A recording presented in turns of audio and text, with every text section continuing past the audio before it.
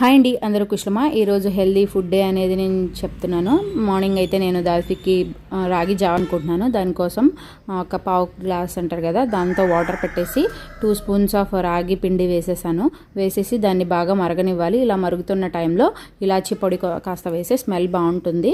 అది వేసేసిన తర్వాత ఒక 2 స్పూన్స్ నేను, ఇది షుగర్ కాదండి, పటికి బెల్లం అంటారు కదా, దాన్ని పొడి చేసి వేసాను. ఇంకా దాన్ని మరిగేసిన తర్వాత దాన్ని కింద దించేసి పాలు పోసుకోవడమే. మజ్జిగ అయితే కొంతమంది మజ్జిగ కూడా యాడ్ చేసుకుంటారు. నేనైతే పాలు వేసిస్తున్నాను పిల్లలకి. నేను మార్నింగ్ చేసే ప్రతి దాంట్లో నేను మిల్క్ అయితే యాడ్ చేస్తాను, మీకు ప్రీవియస్ వీడియోస్లో తెలుసు కదా.